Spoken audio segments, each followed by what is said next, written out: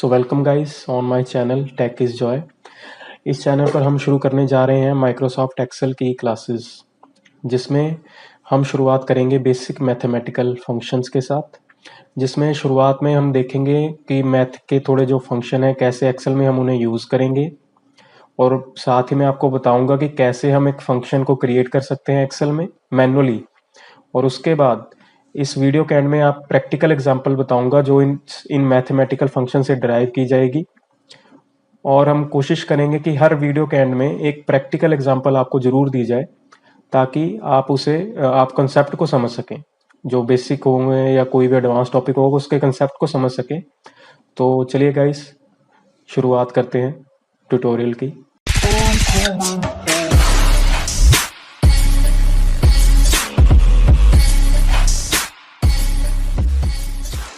So guys, जैसे कि आप देख रहे हैं स्क्रीन पर दो नंबर है हमारे पास, नंबर 1 एंड नंबर 2। और यहाँ पर मैं दे रहा हूँ फंक्शंस जो हम इस नंबर्स पर ऑपरेट करने जा रहे हैं। दो तरीके से मैथमेटिकल फंक्शन ड्राइव करूंगा मैं। एक तो थ्रू फॉर्मूलाज जो एक्सेल में प्री डिफाइंड है, और दूसरा थ्रू एक्सप्रेशंस, जैसे कि प्लस का साइन, मल्टीप्लिकेशन का साइन, फॉरवर्ड स्लैश से डिवीजन का साइन हो रहा है। तो चलिए शुरू करते हैं। एडिशन के लिए एक्सेल में फंक्शन है प्री डिफाइंड सम। हम लिखेंगे इज इक्वल टू SUM और ब्रैकेट ओपन की, first number comma second number, bracket बंद की और एंटर। देखिए इन दोनों का जोड़ आ गया। उसके बाद अगर यही मैं एक्सप्रेशन के थ्रू ड्राइव करना चाहता हूँ तो मैं लिखूंगा is equal to number 1 plus का सिंबल, नंबर 2 और एंटर। देखिए रिजल्ट दोनों का सेम आ रहा है। उसके बाद ऐसे ही मल्टीप्लिकेशन के लिए फॉर्मूला है is equal to product. Number मैंने फर्स्ट सेलेक्ट किया, कॉमा नंबर दूसरा सेलेक्ट किया। इसके बाद देखिए आप और भी नंबर सेलेक्ट कर सकते हैं। अगर मैं कॉमा डालूंगा तो देखिए वो तीसरा नंबर मांग रहा है फॉर्मूला पर, अभी हम दो के साथ ही करेंगे। ब्रैकेट बंद की मैंने और एंटर किया, ये देखिए प्रोडक्ट आ गया। अब इसे मैं एक्सप्रेशन के थ्रू अगर लिखना चाहूंगा इस फॉर्मूला को, तो मैं लिखूंगा is equal to first number multiply का निशान और उसके बाद सेकंड नंबर और एंटर। देखिए सेम रिजल्ट है। डिवीजन के लिए फॉर्मूला है हमारे पास is equal to quotient. Numerator मांग रहा है ये हमसे, नंबर सेलेक्ट किया हमने, उसके बाद नीचे जो आएगा नंबर वो सेलेक्ट किया, ब्रैकेट किया बंद और किया एंटर। देखिए 100/50 दो ही होता है। इसी को अगर हम एक्सप्रेशन से डिराइव करेंगे तो लिखेंगे is equal to first number forward slash second number enter. देखिए सेम रिजल्ट। एवरेज के लिए फॉर्मूला का नाम है एवरेज। जितने भी नंबर हैं हम सिलेक्ट करेंगे, इसमें दो ही नंबर हैं इस केस में हमारे पास, ब्रैकेट बंद की 75 है एवरेज। और अगर मैं एक्सप्रेशन से डिराइव करूंगा तो ये बनेगा is equal to bracket open number 1 plus number 2 bracket बंद डिवाइड बाय ये काउंट ऑफ नंबर्स, कितने नंबर हैं, दो नंबर है। मैंने एंटर किया, सेम रिजल्ट। अब आ गया परसेंटेज। परसेंटेज का यहाँ पर फॉर्मूला नहीं है डिफाइंड, पर यहाँ पर एक हमारे ये, अगर मैं ये जो टाइप है सेल की नंबर फॉर्मेट है, अगर मैं परसेंटेज सिलेक्ट करूँ और इज इक्वल टू डालकर जो हमारा फर्स्ट नंबर जो है स्मॉल नंबर डिवाइड बाय जो नीचे आएगा नंबर उसे सिलेक्ट करूं और एंटर दूं, ये देखिए 50%। 100 का 50% होता है। ये हम परसेंटेज ऐसे डिफाइन कर सकते हैं। और जो एक्सप्रेशन है इसका, एक्सप्रेशन के थ्रू हम करेंगे तो is equal to bracket open 50 number 1 divided by number 2 bracket बंद इंटू 100। देखिए सेम रिजल्ट आ रहा है। इसमें बस ये है कि मैन्युअली में परसेंटेज का निशान नहीं आ रहा है। वहाँ पर अगर हमने नंबर फॉर्मेट परसेंटेज रखा हो तो साथ में परसेंटेज का सिंबल भी आ रहा है। अब थोड़ा स्पेशल फॉर्मूला है, जैसे ऑड और इवन। ऑड क्या करता है, ऑड को अगर आप कोई नंबर दे रहे हो, यदि तो वो नंबर ऑड है तो उस नंबर में कोई चेंज नहीं आएगा। पर अगर वो नंबर इवन है, जैसे कि 50, ये मैंने इज इक्वल टू ऑड के साथ 50 नंबर सेलेक्ट करके ब्रैकेट बंद करके एंटर किया, तो देखिए उसे एक नंबर हायर वाला जो ऑड नंबर है वो अपने आप ही बना देता है ये सिस्टम। अगर यहाँ पर देखिए नंबर 51 होता तो वहां पर कोई चेंज नहीं आया, देखिए ऑड फंक्शन में। और इसी के साथ एक फंक्शन आता है हमारा even, is equal to even. अगर हम करें सिलेक्ट और ऑड नंबर इसे अगर इनपुट में दें तो एक हायर वाला जो, अगर तो नंबर 0 से ज्यादा है तो ये एक हायर वाला नंबर इवन नंबर सेलेक्ट करेगा, अगर नंबर 0 से कम है तो ये एक नेगेटिव वे में पीछे जाकर एक नंबर इवन सेलेक्ट करेगा। अभी मैं आपको बताता हूँ कैसे होगा। जैसे कि ये 50 है, 50 में अब कोई चेंज नहीं आएगा क्योंकि वो ऑलरेडी इवन नंबर है। अगर ये 51 होता तो, सॉरी 15 जैसे लिखा मैंने, तो ये 16 बन गया। पर अगर ये नंबर -15 है तो ये एक नंबर पीछे नेगेटिव इवन करता है उस नंबर को। जैसे कि 16 -15 से छोटा है, फिर भी ये उसे इवन करने के लिए एक नंबर बैक जाएगा। और ऐसे ही अगर मैं -14 सेलेक्ट करूं तो जो ऑड नंबर है वो भी एक नंबर पीछे वाला उसका negative number odd number select करता है। तो ये हो गए दो फंक्शन, और दो स्पेशल फंक्शन है rand and rand between. Rand क्या करता है, रैंड जो नंबर है 0 से 1 के बीच में, इसे कोई इनपुट नंबर नहीं देना, 0 से 1 के बीच में ये अपने आप ही एक रैंडम नंबर जनरेट करता है। जैसे कि ये इसने जनरेट किया, हर रिफ्रेश के ऊपर ये नंबर चेंज होगा। रिफ्रेश का क्या मतलब है, जैसे मैंने किसी कॉलम में F2 एंटर किया और कुछ भी चाहे नहीं डाला, देखिए नंबर चेंज हो गया। कोई फॉर्मूला कुछ नहीं किया मैंने, F2 एंटर करके चेंज किया, जैसे शीट रिफ्रेश हो रही है अपने आप ही नंबर जो है चेंज हो रहा है। ऐसे ही रैंड बिटवीन क्या है, रैंड जो है वो कोई हमसे इनपुट नहीं ले रहा है नंबर की, वो अपने आप नंबर 0 से 1 के बीच में जनरेट कर रहा है। रैंड बिटवीन क्या है, ये हमसे एक बॉटम नंबर और एक टॉप नंबर लेगा और उसके बीच में ही आउटपुट जनरेट करेगा। जैसे कि मैंने बॉटम नंबर ये नंबर 1 कर लिया सिलेक्ट, और टॉप वाला नंबर मैंने नंबर दूसरा सेलेक्ट कर लिया, ब्रैकेट की बंद। देखिए इन दोनों के बीच में रिजल्ट आएगा जब भी आएगा। F2 के साथ मैंने अगर एंटर किया तो देखिए अपने आप चेंज हो रहा है रिजल्ट इन दोनों नंबर का। सो दोस्तों, जैसे कि आप देख रहे हैं मैंने एडिशन फंक्शन जैसे डिफाइन किया है, वैसे ही सब्ट्रैक्शन का फंक्शन कोई डिफाइन नहीं किया है, क्योंकि एक्सेल में सब्ट्रैक्शन के लिए अभी फंक्शन अवेलेबल नहीं है। पर अगर हमने एक्सप्रेशन के थ्रू करना तो हम कैसे करेंगे, is equal to number 1 minus का निशान नंबर 2 और एंटर।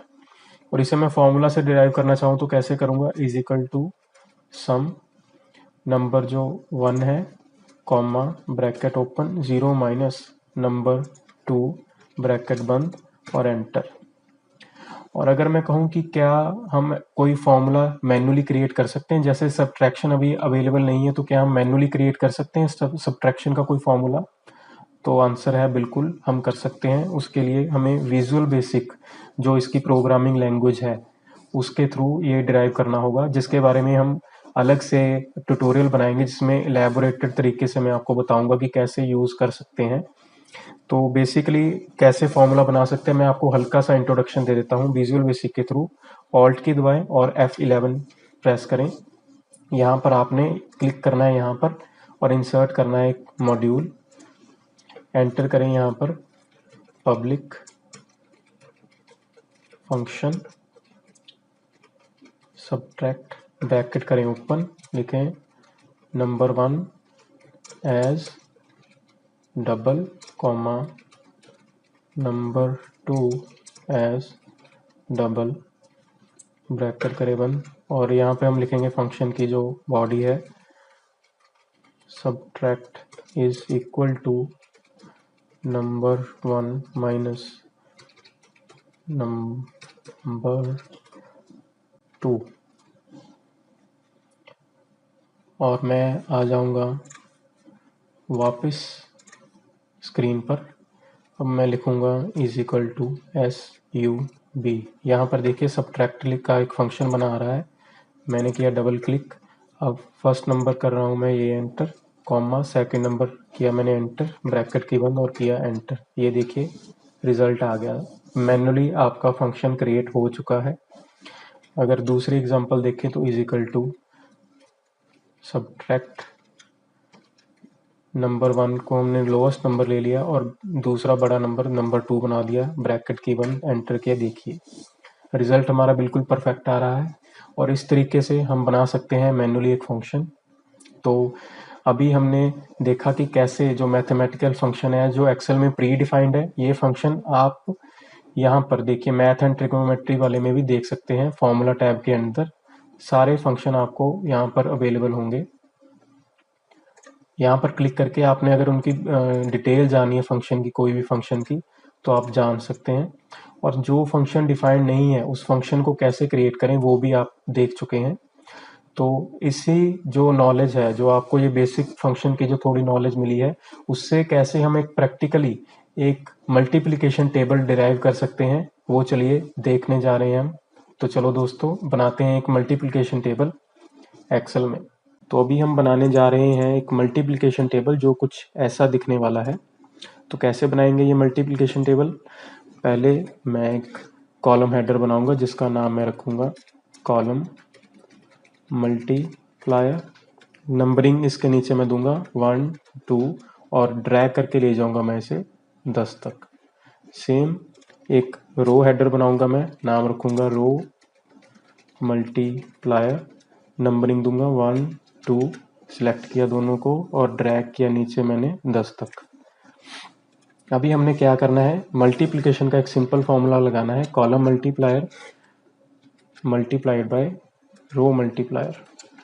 और जैसे ही मैं इस फॉर्मूला को ड्रैग करूंगा तो आउटपुट कुछ ऐसी दिख रही है जो बिल्कुल भी सही नहीं है। रीज़न क्या है कि जो हमारी सेल की रेफरेंस है जो हम फॉर्मूला बार में देख सकते हैं वो है C3 इंटू B4।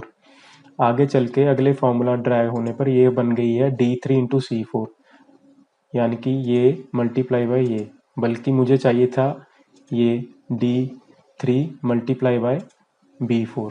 तो कैसे करेंगे हम, जो हमारा ये जो पोर्शन है, आगे वाला पोर्शन है, ये जो कॉलम मल्टीप्लायर है, ये जब मूव करे आगे तो सिर्फ कॉलम ही चेंज हो, रो का नंबर चेंज नहीं होना चाहिए।